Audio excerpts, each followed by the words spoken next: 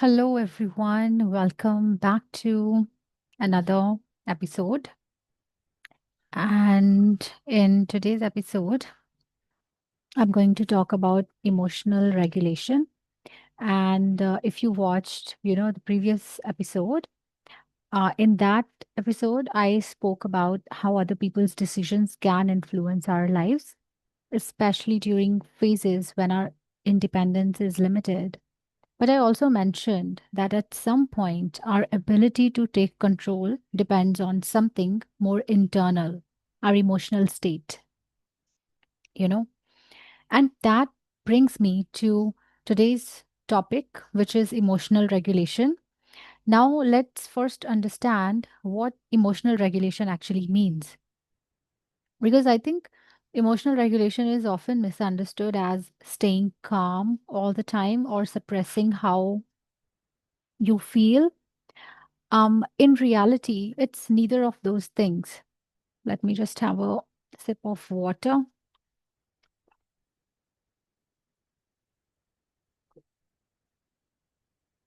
Okay. Um,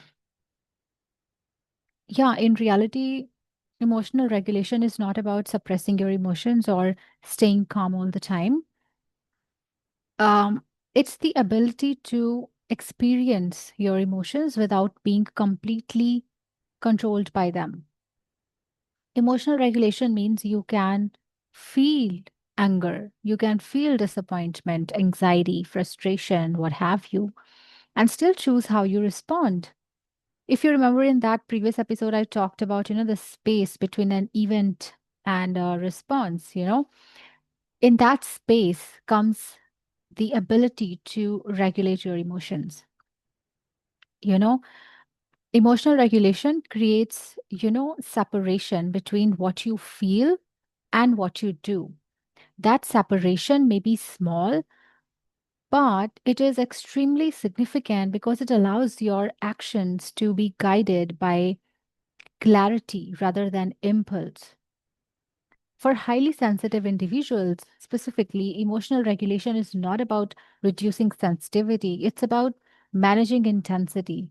You are naturally more receptive. If you're a highly sensitive person, you would relate to this. You are more receptive to emotional stimuli, which means your internal experience is richer, but also more demanding, you know.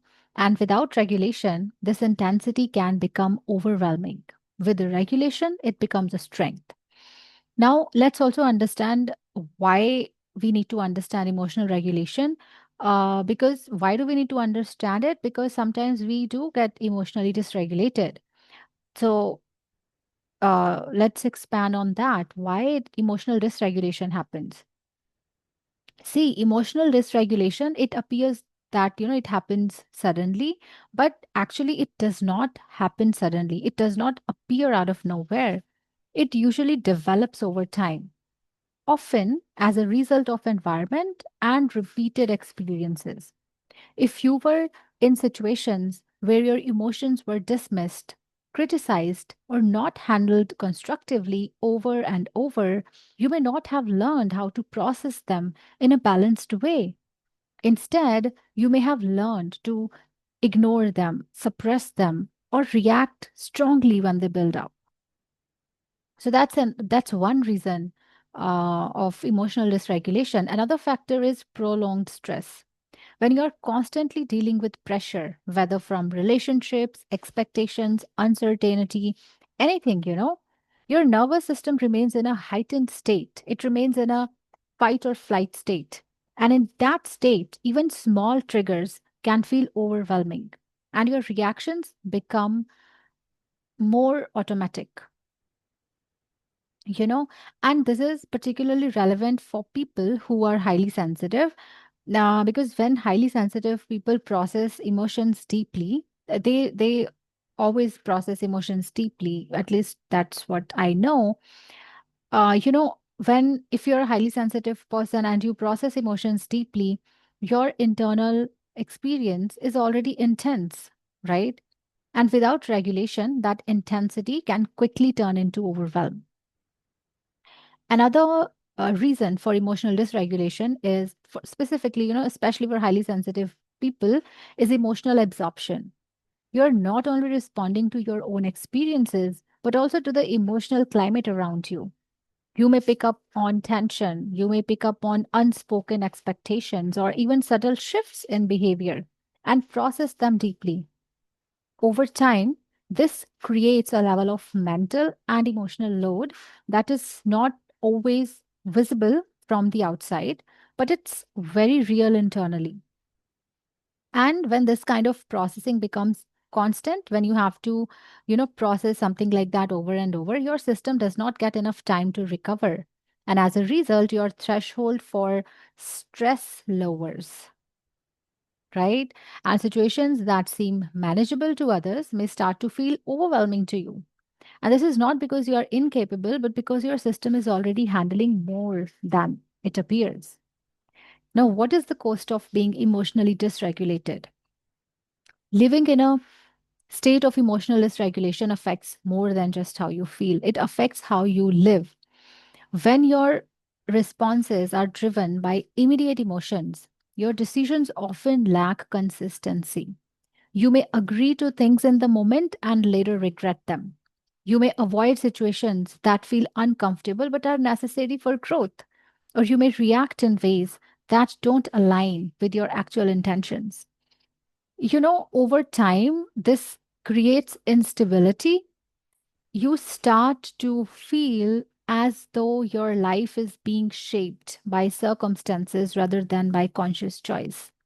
Even when opportunities for change are present, you may find it difficult to act on them.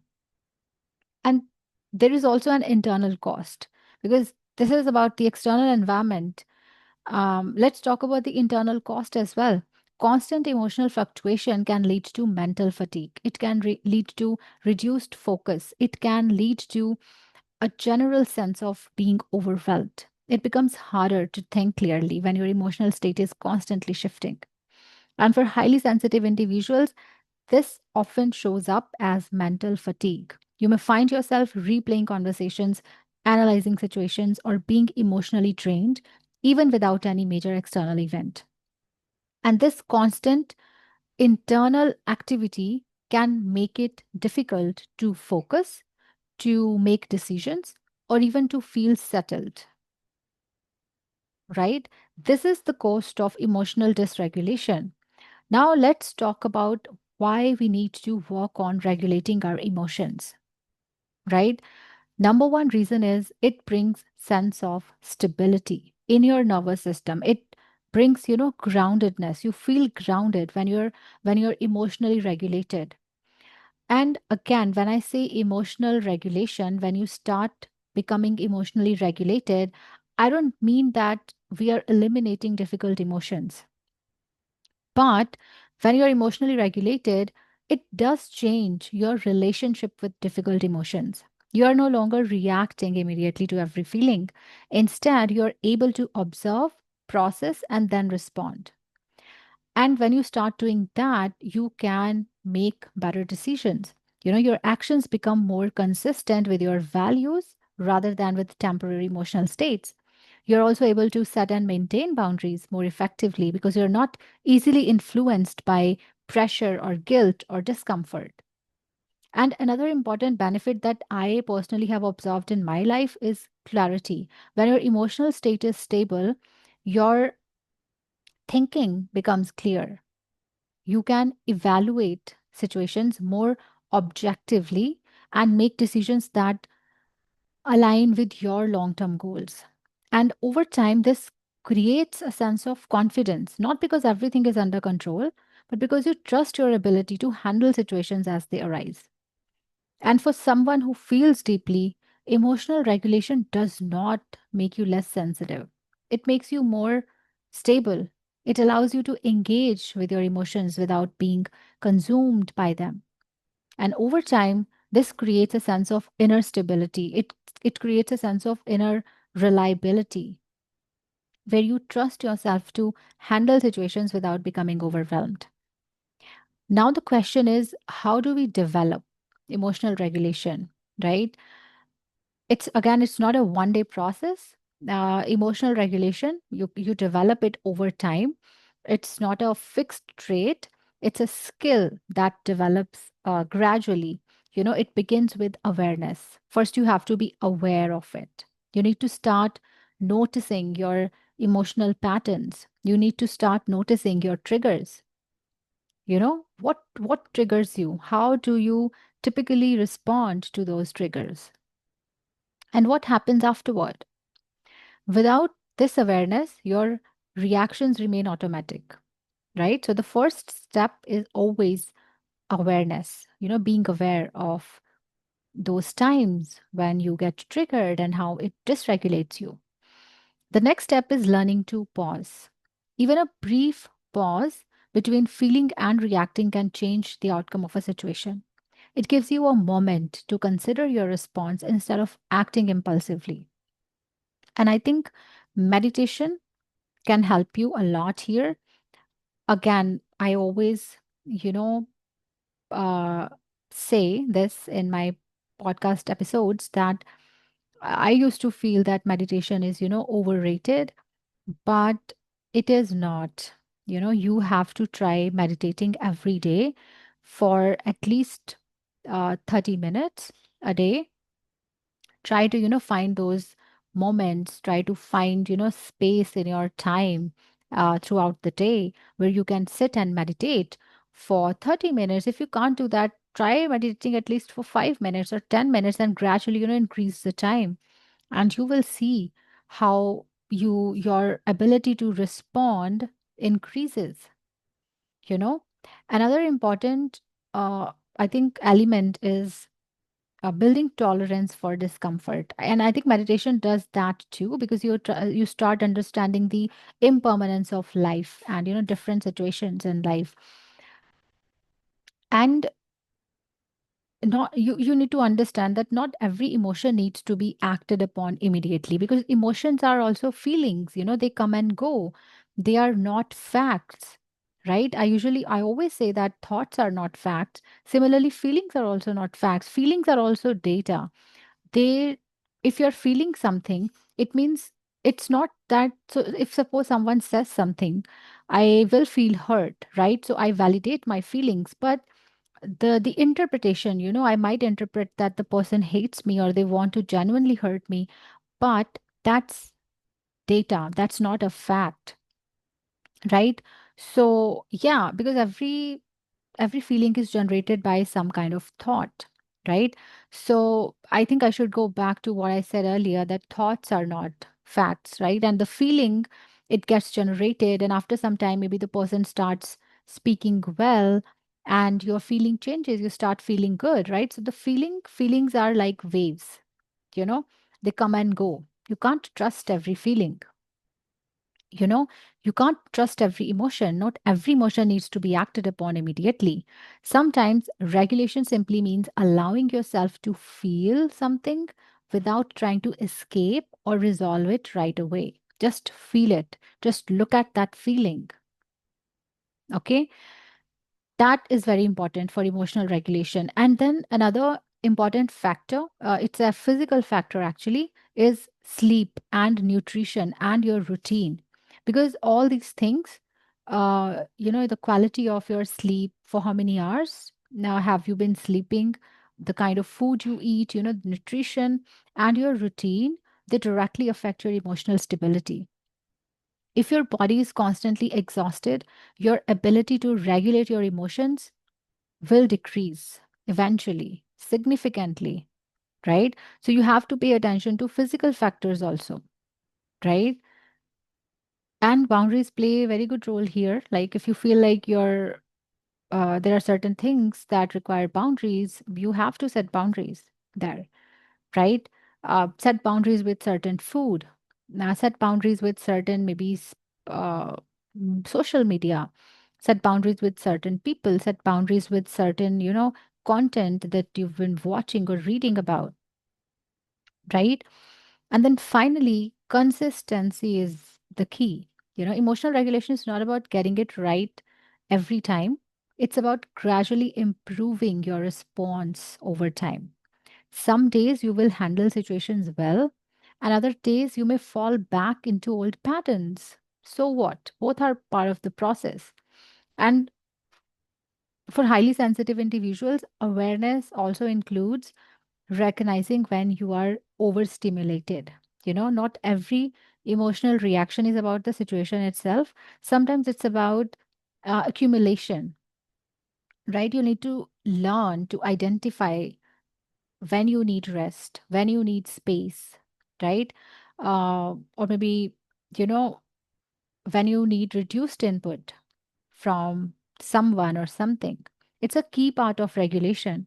It's not only about how you respond to emotions, but also about how you manage your exposure to situations, to people, to things that cause dysregulation, right? And over time, I'm telling you from experience, over time, you start feeling less triggered. You start managing your emotions well. Awareness is the key, as I said earlier, you know and to bring this, whatever I discussed, to bring this into your own life, think about a recent situation where you felt emotionally overwhelmed, where you felt emotionally triggered. Now, instead of judging your response, try to understand it. Don't say that, oh, I got triggered, I'm so bad, I can't work on my triggers or something like that. Stop judging yourself, stop judging your responses. Just try to understand it. What did you feel in that moment? What triggered that specific feeling? And if you reacted immediately, ask yourself, if you had paused even briefly, how might you have responded differently? And these questions are not, uh, meant to create pressure. They are just to create awareness, right? Because the more aware you become of your patterns, the more capable you are of changing them. If you're someone who feels things deeply, it may also help to ask, am I reacting to this moment, or am I carrying multiple emotional layers into it? Because sometimes the trigger is not that specific question, that specific moment, that, specific trigger. Sometimes it has something to do with the past. And that distinction alone can bring a surprising amount of clarity, right? And also understand that emotional regulation doesn't mean you have to be a different person. It's about becoming more intentional in how you respond to what you feel, right?